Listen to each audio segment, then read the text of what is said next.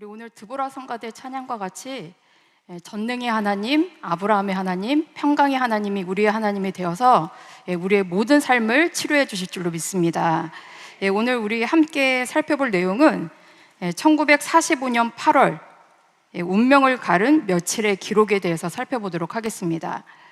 올해는 광복 81주년이죠. 1945년 8월 15일 우리나라의 강복이 이루어지기까지 8월 며칠간의 기간은 우리나라의 운명을 가르는 중요한 일들이 긴박하게 흘러가고 있었습니다. 오늘은 그 과정과 38선이 그어지게 된 배경을 살펴보도록 하겠습니다. 19세기에서 20세기 중반은 전 세계 강대국들이 치열하게 경쟁하며 전쟁을 벌이던 시대였습니다. 1차 세계대전이 지나고 1929년 전 세계적인 대공황이 나타났는데요. 이 대공황으로 인하여서 전 세계적인 경제가 붕괴하고 각국이 생존의 위험을 받게 되었습니다. 이러한 상황 속에서 극한의 긴장 상태가 조성되었고, 이러한 과정 속에 1차 세계대전에서 패전했던 독일, 이 독일은 패전의 결과 영토를 상실하고 또 군사력도 제한을 받았습니다. 그리고 전쟁 배상금까지 내야 됐기 때문에 국력이 심각하게 약화되었는데, 세계 대공황으로 인하여서 부족함의 현상이 더 크게 나타났죠. 이렇게 부족했던 나라들이 부자 국가들의 자원을 빼앗기 위해서 전쟁을 일으켰는데요. 그 전쟁이 제2차 세계대전입니다. 1939년 9월 1일부터 45년 9월 2일까지 6년 동안 이 전쟁이 치러지게 되는데요. 여기 위기에 물린 이 추축국들, 이 추축국이 무슨 말이냐면 제2차 세계대전 당시 세계 질서를 재편하려는 목표 아래 형성된 군사 동맹을 가리킵니다. 여기 이 독일, 이탈리아, 일본, 이들은 경제적 위기를 극복하고 자원을 탈취하기 위해서 전쟁을 일으키죠. 이에 맞서서 영국, 미국, 소련, 중국, 프랑스 연합국들이 기존 세계 질서와 영토를 방어하기 위해서 전쟁을 치르게 됩니다. 추축국이었던 이탈리아는 로마 제국의 재현을 꿈꾸며 전쟁을 시도했고요. 독일은 패전 이후에 1차 세계대전 패전 이후에 히틀러가 지배하면서 막강하게 세력을 뻗어나가고 있었습니다. 일본도 메이지 유신 이후에 아시아에서 가장 강력한 근대 국가가 되었습니다. 특별히 일본을 더 살펴본다면 우리 한국만을 식민지로 삼았던 것이 아니라 청일전쟁 승리 후에 대만, 그리고 러일 전쟁 후에도 사할린 남부 지역을 식민지로 삼았습니다. 그리고 괴뢰국도 세웠는데요. 여기 괴뢰국이 무슨 말이냐면 현지 정부 형식은 유지를 합니다. 그러나 군사 정치적으로 일본이 다 총괄하는 거죠. 한마디로 꼭두각시와 같은 국가인데요. 대표적인 것이 중국 동북부에 세운 만주국입니다. 그리고 중국 본토 일부에 난징 정부, 화북 괴뢰 정권 등을 세웠고요. 또 필리핀, 버마, 베트남, 캄보디아, 라오스, 그리고 자유인도 임시정부를 지원하였습니다. 여기서 끝난 것이 아니라 일본은 세력을 계속 뻗쳐나가면서 중국 본토, 동남아, 태평양 도서 지역을 전쟁 중에 점령하면서 자원과 노동력을 수탈했습니다. 이렇게 막강한 세력을 뻗치면서 전쟁을 시도했지만 전쟁이 진행되면서 한 3, 4년이 지나는 가운데 제국주의들이 점점 몰락하기 시작하죠. 1943년 이탈리아가 제일 먼저 패전합니다. 그리고 추축국 독일도 이제 패전을 눈앞에 두게 되는데요. 1944년 6월 6일에 연합국이 프랑스 노르망디에 상륙에 성공을 합니다. 한날에 15만 6천여 명이 상륙을 했고요. 이때 이들이 독일의 서부 전선을 붕괴시켜요. 그리고 그해 여름에 소련도 바그리티온 작전에 성공하여서 이 독일의 동부 전선을 붕괴를 시킵니다. 이에 독일은 항복하지 않고 마지막 대공세를 펼치는데요. 44년 12월부터 45년 1월 벌지 전투가 이제 시작이 되는데요. 이때 이 혹한 겨울을 연합군이 끝까지 방어하여서 성공을 하게 됩니다. 이 전쟁에 독일이 패하면서 이제 독일은 완전히 치명타를 입게 되죠. 그러던 중에 45년 4월 30일 히틀러가 자살을 하고 5월 8일 독일이 최종적으로 항복을 하게 됩니다. 이탈리아, 독일 이제 패전했고요. 이제 일본의 형편은 어땠을까요? 일본 역시 한계에 도달하고 있었습니다. 44년 말 필리핀을 상실하면서 석유 공급이 중단되었어요. 그리고 45년 2월 이오지마 전투에서 패배하고 또 4월 오키나와 전투에서 패배하면서 일본 방어선이 위험을 받고 일본 본토까지 이 연합군들이 침투하기 시작합니다. 뿐만 아니라 해상도 완전히 봉쇄가 되는데요. 45년 3월 미군의 도쿄 대공습으로 인해서 결국 일본의 경제가 마비가 되고 본토 방어선이 붕괴가 되었습니다. 이렇게 2차 세계대전이 진행되던 이 중에 한반도의 미래를 좌우한 3대 국제연합국 회담이 있었는데요. 세 가지 이 회담을 한번 살펴보면 이탈리아가 패전한 이후에 1943년 11월 27일 카이로 회담이 있었습니다. 이때에는 중국의 장개석, 그리고 미국의 루즈벨트, 그리고 영국의 처칠이 참석했는데요. 이 회담에서 최초로 한국의 독립을 약속을 합니다.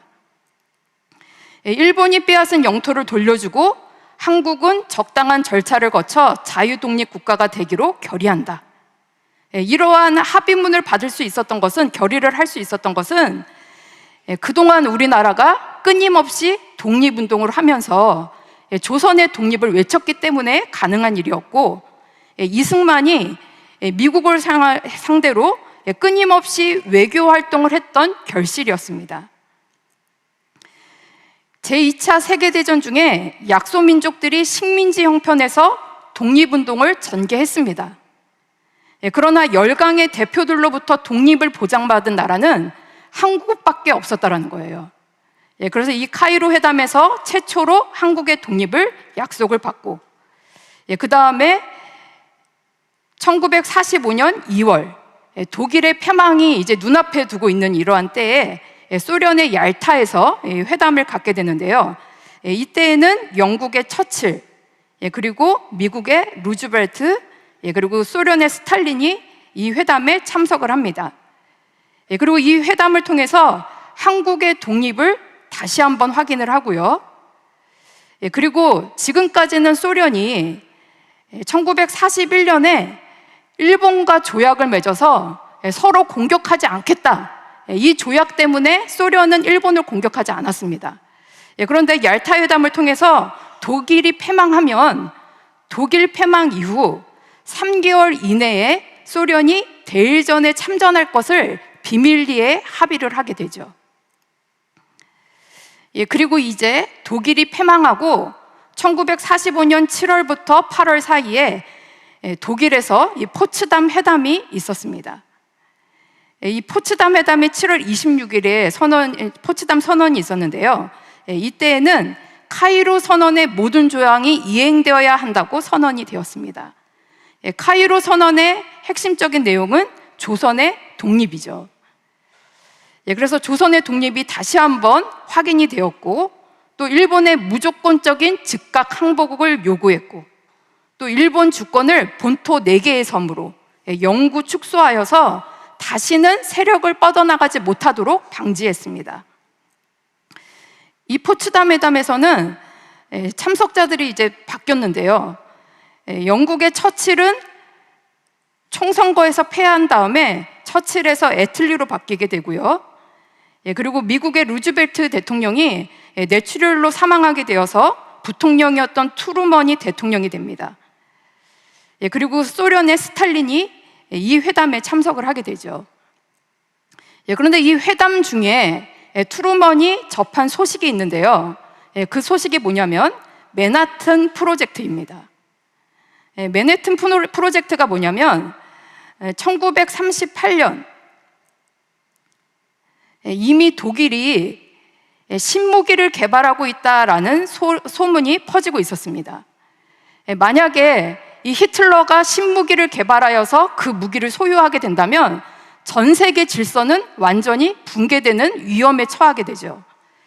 그래서 그 소문 속에서 불안에 떨고 있던 중에 1939년 8월 2일 아인슈타인과 레오 실라르드가 루즈벨트 대통령에게 핵폭탄이 가능하다라는 것을 전달하는 편지를 전달하게 되죠. 그리고 비밀리에 원자폭탄 개발 국제협력 프로그램이 시작이 되는데요. 미국, 영국, 캐나다가 연합하여서 1942년 8월 13일 맨해튼 프로젝트를 시작을 합니다. 그런데 이 핵무기 개발이 성공했다라는 소식을 포츠담 회담 중에 접하게 돼요. 그래서 트루먼 대통령은 소련을 견제하고 일본의 항복을 받아내기 위해서 1945년 8월 6일 미국은 일본의 히로시마에 원자폭탄을 투하하게 됩니다. 그리고 소련은 얄타 회담에서 합의했던 대로 독일이 패망한 이후 3개월 내에 전쟁에 참전한다. 그 합의와 같이 독일이 5월 8일에 패망을 하죠. 그래서 정확하게 3개월 후인 8월 8일 소련이 대일 선전포고를 합니다. 그리고 8월 9일부터 일본을 향해서 전쟁을 시작을 하죠. 그래서 8월 9일 소련군은 일본의 괴뢰국이었던 이 만주국을 공격하여서 한반도 북부로 전격 개시를 합니다. 진격을 하기 시작하죠. 그리고 같은 날 미국은 아직 일본이 항복하지 않았기 때문에 나가사키에 원자포탄을 투하를 해요. 이렇게 소련과 미군이 전격적으로 공격을 시작할 때 일본이 이제 더 이상은 피할 수 없게 되었기 때문에 8월 10일 일본은 포츠담 선언을 수용을 하고 항복 의사를 타전합니다. 이 과정 속에서 드디어 우리나라는 8월 15일 광복을 맞이하게 되죠. 그런데 이 광복을 맞이하기까지 이 8월 며칠간의 이 긴박했던 이 시간들을 우리가 기억해야 되는 거죠. 특별히 이 8월 9일부터 8월 10일 사이에 있었던 일을 우리가 살펴볼 건데요. 8월 9일 소련이 진격을 개시하면서 만주국을 점령하는 이 과정을 살펴보면 소련은 유럽전선, 독일과 전쟁에서 승리하고 나서 유럽 전선에 있었던 정예 병력을 150만 대군을 이제 만주국으로 이동을 시킵니다. 그래서 이 정예 부대가 이 만주국을 동쪽, 서쪽, 북쪽에서 동시에 공격하기 시작을 하죠. 그 결과 만주국에 있었던 최정예 일본 간동군이 순식간에 붕괴를 해요. 그리고 동쪽 지역을 맡았던 이 소련군들은 1군단, 그리고 5군단, 25군단, 35군단이 있었는데요. 이들은 동쪽에서 이 만주국의 중심부를 치게 됩니다. 그런데 특별히 제25군, 소련의 제25군의 특수 임무는 무엇이었느냐? 여기 이 블라디보스토크에서 출발해서 두만강을 건너 이들은 한반도로 진입하는 것이 목적이었습니다. 그래서 소련의 제25군은 한반도에 진입한 선봉 부대예요. 이들은 두만강을 건너서 한반도 북부를 지나 함경북도, 함경남도, 평양 근처까지 이제 내려오게 되죠. 이들의 최종 목적은 여기서 멈추는 것이 아니라 이제 서울을 지나 남한 지역까지도 다 점령하는 것이고, 그리고 남한을 지나서 일본까지 건너가는 것, 일본을 장악하는 것, 이것이 최고의 목적이었습니다. 이대로 그냥 둔다면 이제 우리나라 남한은 어떻게 될까요? 현실을 살펴본다면 지금 소련군들은 한반도 북부를 진격하여서 완전히 이 북부 지역은 소련군들이 진입에 성공을 했습니다. 육로를 통해서 즉각적으로 빠른 남하를 시도를 했죠. 반면 미국은 아직 일본과 대치 중에 있었습니다. 그리고 미군의 제24군단은 오키나와와 필리핀에 주둔하고 있었는데요. 오키나와에서 한반도까지도 약 1000km 이상의 거리가 있고요. 그리고 필리핀 지역에서는 이 한반도까지 오기까지는 약 3000km의 거리가 있기 때문에 인천에 상륙하기까지 미군이 도착하려면 약 2주간의 시간이 필요했습니다. 이대로 소련의 남하를 그대로 수용하게 된다면, 이대로라면 한반도 전체가 공산화될 위험에 처해 있는 상황이었다는 거죠. 이 긴박한 상황 속에서 8월 10일 밤 무슨 일이 있었느냐? 1945년 8월 10일 미 국무전쟁 해군성 조정위원회에 딘 러스커와 찰스 본 스틸의 중령이 소련의 대일 참전 및 빠른 남하, 그리고 일본이 8월 10일에 항복 의사를 밝히게 되죠. 이런 긴박한 상황이 겹쳐있던 절대적 위기 속에서 38도선을 그어서 제안을 하게 됩니다. 어떤 사람들은 이 38선이 강대국이 몇 시간 만에 그어낸 선이었다, 무책임한 선이다 라고 얘기하는 사람들도 있습니다. 그러나 이 38선은 미국의 군사 전문성이 총동원된 최선의 방어선이었습니다.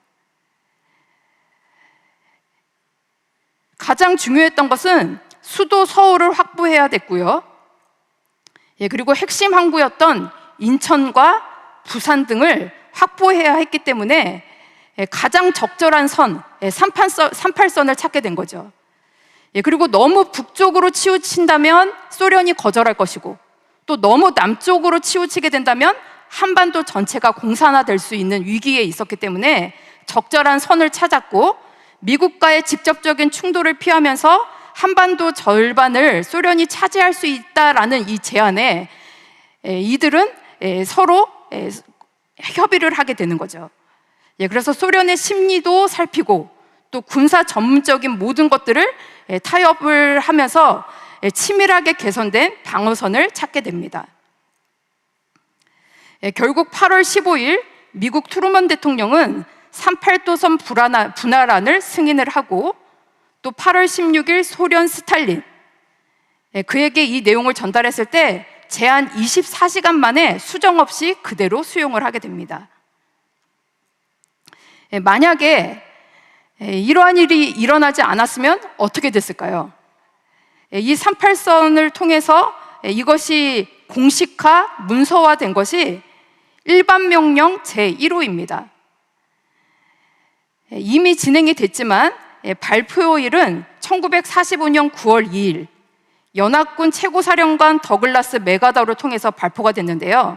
38도선 이북은 소련군이, 그리고 이남은 미군이 일본군의 항복을 접수하기로 확정을 합니다. 그 결과 소련의 진격이 38선에서 멈췄다라는 거죠. 그리고 기적적으로 남한 지역에 공산화를 막게 되었습니다. 만약에 38선이 없었다면 어떻게 됐을까요?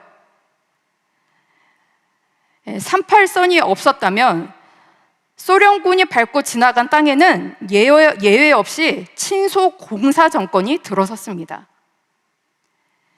동유럽 지역에 폴란드, 루마니아, 헝가리, 체코슬로바키아, 이러한 나라들도 결국에는 완벽한 공산 정권이 수립되었고요. 그리고 에스토니아, 라트비아, 리투아니아, 이 발트 3국은 소비에트 연방의 영토로 완전히 흡수가 됩니다. 그리고 일본의 계례국이었던 이 만주, 이 지역에 있었던 일본군의 군수물자를 이들이 정복하면서 다 확보하고, 이 만주 지역은 중국 공산당 세력 확장의 핵심 기반이 되었습니다. 뿐만 아니라 북한 역시,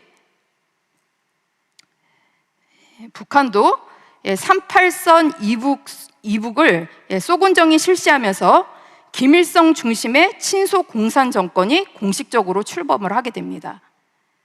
이렇게 빨간 물결이 다 점령을 하게 되는데, 정말 하나님의 기적적인 역사 속에서, 여기 보이지도 않죠? 한국의 이 남한 이 지역만 빨간 물결이 덮이지 않았다는 거예요. 하나님의 은혜 속에서 대한민국, 이 남한을 지켜주신 줄로 믿습니다. 이렇게 소련의 남하가 계속됐다면 어떻게 됐을까? 소련은 러시아를 통해서, 중국을 통해서 이북으로 들어오게 되고요. 소군정을 실시하면서 소련이 38도선 이북 전체를 정치, 군사적으로 완전히 통제하기 위해서 단기간에 구축한 점령망입니다. 이 사진을 보면 순식간에 이 북한 지역이 완전히 빨간 물결로 뒤덮였는데, 38선이 없었다면 분명 이 남쪽 지역 역시 빨간 물결로 뒤덮이는 것은 순식간이었습니다. 이제 우리가 기억해야 될 것은 무엇이냐? 책임을 물을 것이 아니라 근본 원인을 기억해야 합니다. 비판적인 눈으로 바라보는 어떤 사람들은 이 38선이 비극의 벽이다, 조선 민족의 의사가 철저히 배제된 강대국의 독단적인 임시선이었다, 그리고 이 임시선 때문에 결과 남북 분단과 6.25 전쟁의 참혹한 민족 비극의 출발점이 되었다라고 얘기하고 있습니다. 그러나 그 시대를 우리가 기억한다면 38선은 공산화를 막은 최선의 방어선이었습니다. 절체절명의 위기 속에서 한반도 전체의 공산화를 막아냈고, 그 결과 자유민주주의 대한민국의 탄생을 가능케 한 방어선이었습니다. 준비되지 않은 강복이 남긴 이 뼈아픈 교훈을 우리가 되짚어 봐야 되는데요.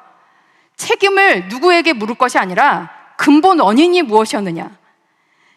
구한말 승문천무, 또 폐쇄정책, 뿌리 깊은 당파 싸움, 그리고 세계의 흐름을 읽지 못한 결과로 맞이한 일제 식민지라는 비극이 근본적인 원인이었습니다.